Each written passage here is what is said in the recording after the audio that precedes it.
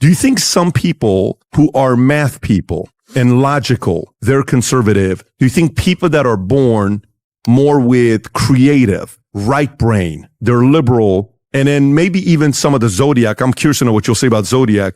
Is there certain people where you'll see patterns to say, that guy is independent. He knows how to entertain both ideas and then say, here's what I think we need to be doing, right? So, and then negative and positive. Are there people that you believe are born negative, positive? Like, is there such a thing as a crap magnet? Somebody that they just can't help themselves. They can't be saved. Do you believe in that? No. I do believe we have nature that we're born with. Okay. And I look at lots of different patterns to understand what makes somebody tick. Not just one. I use Chinese medicine as one to notice, is this person more water? Are they more wood? Each of those qualities, you're kind of born with certain things. If you're wood driven, as an example, in Chinese medicine, you're a pioneer, you're driven, you push. This would be a very strong one for you, for example. That wood person has got to grow. That wood person, they face challenges with more intensity. Every one of these also under stress or in a negative state, their positives can become a negative. Those people get angry very easily if it doesn't move forward, right? Steve Jobs would be a perfect example of that, right? It's like, if you know Steve Jobs, he was brutal, right? But he was committed to the outcome, whatever it takes. If you get around somebody who's fire driven, this is somebody who's born where they're always joking. They're super optimistic. Everything's funny. And some people are irritated by them because they're cracking up about when they're talking about something serious, right? But fires burn. They have this tremendous energy. But fires also, they burn out very quickly. If one of the things they have physiologically, because Chinese medicine treats everyone differently based on your constitution, right? Physiologically, if they don't eat, they get hangry. My wife is a fire, by the way, and I'm got very strong wood and a lot of strong fire. So she has got this tremendous energy and excitement, but we don't go anywhere without food, because you know what's going to happen, right? The sweetest person on earth is going to become crazy. If you're somebody more earth, you're more the person less extroverted, more, you're the peacekeeper. What you care about is everybody getting along. You care about harmony and the community. My second strongest is actually earth, because that's how I build communities. That's what I do. That's why I care as deep as I do. Then there's some people that are metals. By the way, these are based on the seasons. They just look at fall in two levels. They look at it at the beginning of fall, end of fall. Beginning is earth. The end is metals. And metals is someone who is very, very precise. Everything has to be a very specific way. They're very elegant in their delivery. They think things through very, very specifically. And the challenge for them is if it doesn't go exactly that way, they can get very frustrated and get a lot of grief in them. And then there's water. Water's like the philosopher, the person that they lose themselves in things and they go off. And by the way, we have all these qualities, but it's which one's strongest in you, right? The water wants to know truth, and they think it through, and they lose themselves. So just as an example, understanding those, that's one typology. I use dozens, right? That helps me know that, okay, in my life, my wife's fire. I know that this is my fire. She's going to burn this way. I don't get upset by it. I don't think she should be like me.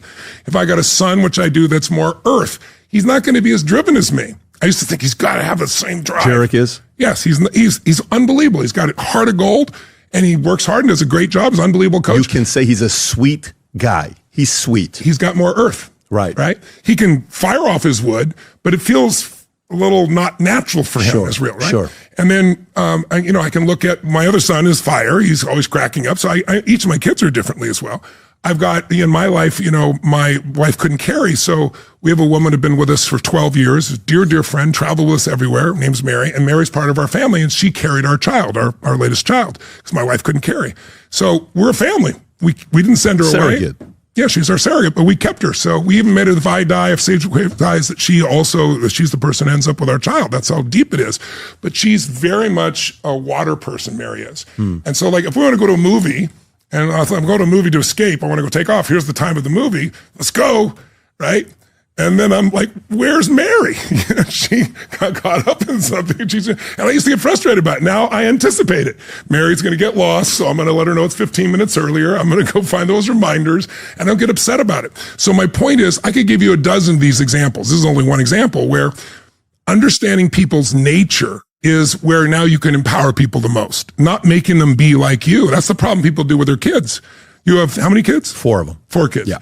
I'm sure you don't have a favorite kid, but do you have an easier kid? Do I have an easier kid? Yeah, I do. Yes. Yeah. Isn't he more like you or she? Well, the one that's more like me is super competitive, but I don't have a challenge with any one of them. That's great. I'll tell you, like, one of them is, oldest one is purely politics and fighting. He reads and devours books. Like, he just finished a book on Thomas Sowell, 600 pages. He just, he'll go through Atlas Shrugged, Fountainhead. He'll just kind of go through it, right? Yes. The other one is... How old is he? He's 12. Got it. The 11-year-old is a sports guy. He trains every day 3-4 hours. And for soccer, he's got straight A's. Yeah. And his worst grade is 93. That's awesome. And he's extremely independent and prepared. My 2 girls, obviously youngest one is 3. She's just the most charming, charismatic out of the entire family. But I would say a couple of them, my oldest, my wife would tell you, has a side of my personality and a side of hers. And my youngest son has a lot of me in him. Yes. A lot of me in him. Yes. So he likes to always be around me. Yes. The one that's most like you is usually the easiest to influence, because you try to influence them the way it would influence you. If you clean your room, what worked for you, you'll do with that kid and he'll respond. The other one might say read between the lines, or maybe he won't do that, but certainly not going to respond, right, at the same level. I think what you're trying to say is, and babe, if you're listening, he's trying to say have more kids so you can, like, I'm trying to get my, that's how I interpret it. Jen, but go ahead. You were saying, I digress. I love that. No, I'm just suggesting that most people are good at influencing people that are like themselves. And that the more you understand how people are different, to influence another person, you have to know what already influences them. And so when you talked about these people that you're describing in salespeople, here's a question for you. Can you take a very non-social person? Can they be a great salesperson? Could they do well in a sales job? Great. You can make them a 7. Can I make them a 9 or a 10 naturally, where another guy's naturally comfortable doing that? Probably not. Probably not. You could probably do a 9 for a short period of time when they're really hungry and driven. But the second question is, will they do the job well long term? And the answer is no, because it doesn't match their nature. That's right. If you take someone who's very super social and make them an accountant, can they do a good job? Yes. Will he do a good job long term? Bored out of their minds. They got to get out. They got to be around people. So you have to match the nature to the person, as opposed to saying this is the wrong person. You've got people you've brought in that maybe you didn't recognize the patterns yet of who are the best. One of the ways we do it in salespeople in all of my companies, I learned this from a partner I had years ago who passed away. We know that we need somebody in that position. I want somebody in that position that cares, that connects with people.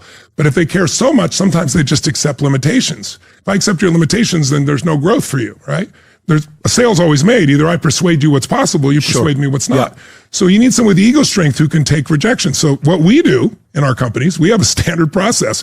We put out an ad, let's say, that says looking for the very best influencers, top of the line, world class, nothing less, great opportunities, great economics. Call only if you're world class. And then they call and they say, I'm calling for this job.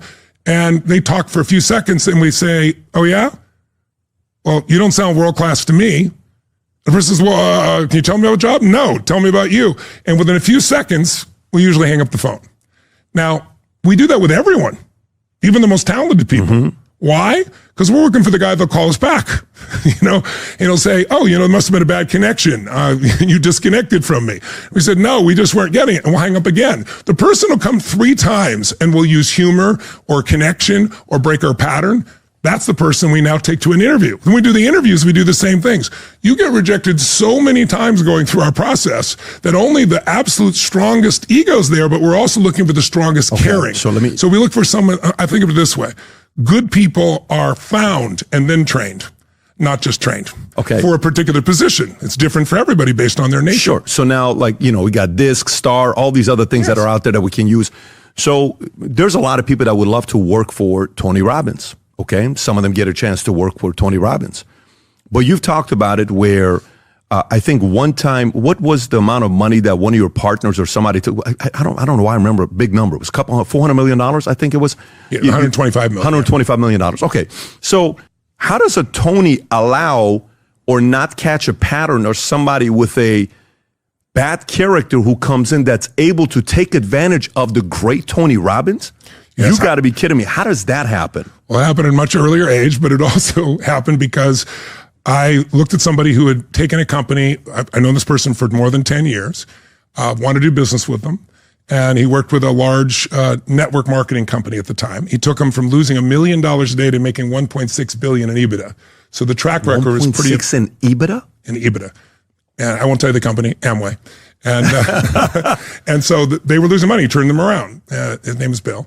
And Bill always wanted to do business with me, but he'd been there for a long time. And then one day, he had a meeting and the founders weren't involved and the kids were involved. And the kids were in a situation where he wanted them in Grand Rapids, Michigan, where they're based, to help, take on and help sponsor this, this center for kids that were left behind. And he only wanted $1 million from each, and they all have more money than they could ever dream of. And they all turned him down, and they all bought brand new Gulfstreams, each of them. And it pushed him over the edge and goes, Tony, I'm out of here. I'm leaving. I'm going to come join you. So we're going to form a company and go overseas and do this. And then he didn't call me for 3 weeks after this. And John Polidori, if you know, Paul Mitchell Hair Care, or if you know Patron Tequila, multi-billionaire, he was my partner as well in doing this. So we're going to go make this. He lives close to you. The Patron, we looked at his house. He's in the Millionaire, if you know what I'm talking about. Yes, I do. Yeah. So anyway, the two of them come to Fiji. We have a meeting. We agree. Then he doesn't talk to me for 3 weeks. I'm like, well, something's wrong. He finally calls me up and says, Tony, I don't know what to do. I went to the board meeting and said, I shouldn't participate in this board meeting. I'm going to go off with Tony Robbins, start this business.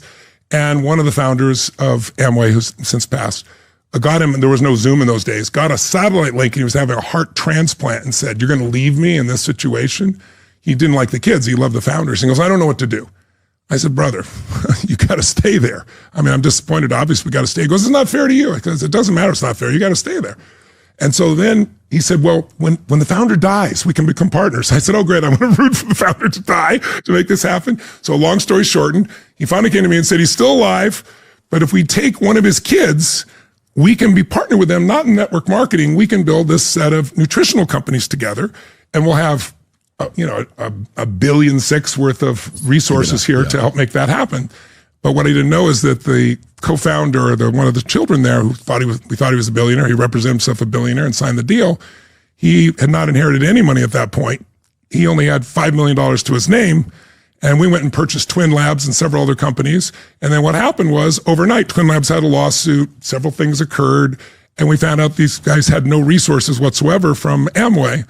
And so I had to figure out what to do, how to turn things around, because you sign a deal called joint and several. You probably know what that means. Back then, I didn't know that meant that I'm not on the hit for 1/4 of this. I'm on the hit for all of it if I have the most money, and I did.